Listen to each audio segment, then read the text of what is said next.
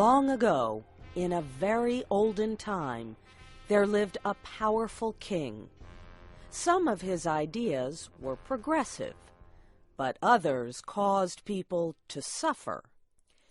One of the king's ideas was a public arena as an agent of poetic justice. Crime was punished, or innocence was decided by the result of chance. When a person was accused of a crime, his future would be judged in the public arena. All the people would gather in this building. The king sat high up on his ceremonial chair. He gave a sign. A door under him opened. The accused person stepped out into the arena. Directly opposite the king were two doors. They were side by side, exactly alike. The person on trial had to walk directly to these doors and open one of them. He could open whichever door he pleased. If the accused man opened one door, out came a hungry tiger, the fiercest in the land. The tiger immediately jumped on him and tore him to pieces as punishment for his guilt. The case of the suspect was thus decided. Iron bells rang sadly. Great cries went up from the paid mourners, and the people, with heads hanging low and sad hearts, slowly made their way home. They mourned greatly that one so young and fair, or so old and respected, should have died this way. But if the accused opened the other door, there came forth from it a woman, chosen especially for the person. To this lady he was immediately married in honor of his innocence. It was not a problem that he might already have a wife and family, or that he might have chosen to marry another woman. The king permitted nothing to interfere with his great method of punishment and reward. Another door opened under the king, and a clergyman, singers, dancers, and musicians joined the man and the lady. The marriage ceremony was quickly completed. Then the bells made cheerful noises. The people shouted happily, and the innocent man led the new wife to his home, following children who threw flowers on their path. This was the king's method of carrying out justice. Its fairness appeared perfect. The accused person could not know which door was hiding the lady. He opened either as he pleased, without knowing whether, in the next minute, he was to be killed or married. Sometimes the fierce animal came out of one door, sometimes it came out of the other. This method was a popular one. When the people gathered together on one of the great trial days, they never knew whether they would see a bloody killing or a happy ending. So everyone was always interested. And the thinking part of the community would bring no charge of unfairness against this plan.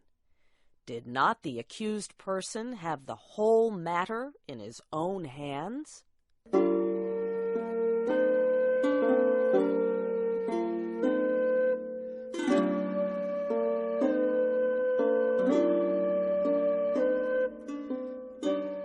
The king had a beautiful daughter, who was like him in many ways. He loved her above all humanity. The princess secretly loved a young man who was the best-looking and bravest in the land. But he was a commoner, not part of an important family. One day, the king discovered the relationship between his daughter and the young man. The man was immediately put in prison. a day was set for his trial in the king's public arena. This, of course, was an especially important event. Never before had a common subject been brave enough to love the daughter of the king. The king knew that the young man would be punished, even if he opened the right door, and the king would take pleasure in watching the series of events, which would judge whether or not the man had done wrong in loving the princess.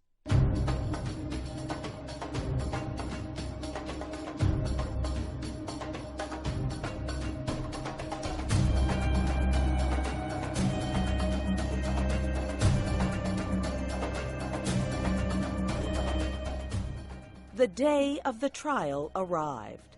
From far and near, the people gathered in the arena and outside its walls. The king and his advisers were in their places opposite the two doors. All was ready. The sign was given. The door under the king opened, and the lover of the princess entered the arena. Tall, beautiful, and fair, his appearance was met with a sound of approval and tension. Half the people had not known so perfect a young man lived among them. No wonder the princess loved him. What a terrible thing for him to be there. As the young man entered the public arena, he turned to bend to the king. But he did not at all think of the great ruler. The young man's eyes instead were fixed on the princess, who sat to the right of her father. From the day it was decided that the sentence of her lover should be decided in the arena, she had thought of nothing but this event. The princess had more power, influence, and force of character than anyone who had ever before been interested in such a case. She had done what no other person had done. She had possessed herself of the secret of the doors. She knew behind which door stood the tiger and behind which waited the lady. Gold and the power of a woman's will had brought the secret to the princess. She also knew who the lady was. The lady was one of the loveliest in the kingdom. Now and then the princess had seen her looking at and talking to the young man. The princess hated the woman behind that silent door. She hated her with all the intensity of the blood passed to her through long lines of cruel ancestors. Her lover turned to look at the princess. His eye met hers as she sat there, paler and whiter than anyone in the large ocean of tense faces around her. He saw that she knew behind which door waited the tiger and behind which stood the lady. He had expected her to know it. The only hope for the young man was based on the success of the princess in discovering this mystery. When he looked at her, he saw that she had been successful, as he knew she would succeed. Then his quick and tense look asked the question, "Which?" It was as clear to her as if he shouted it from where he stood. There was not time to be lost. The princess raised her hand and made a short, quick movement toward the right. No one but her lover saw it. Every eye but his was fixed on the man in the arena. He turned, and with a firm and quick step, he walked across the empty space. Every heart stopped beating. Every breath was held. Every eye was fixed upon that man. He went to the door on the right and opened it.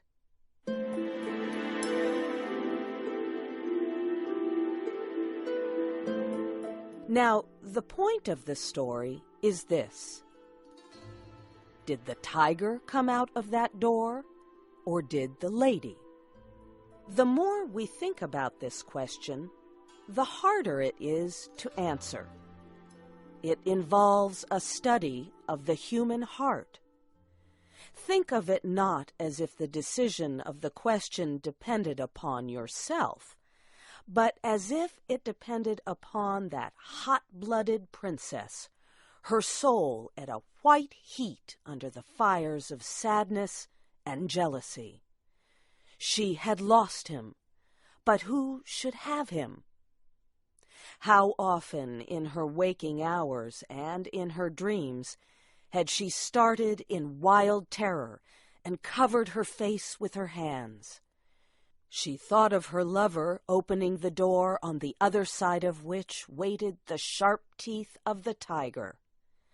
But how much oftener had she seen him open the other door?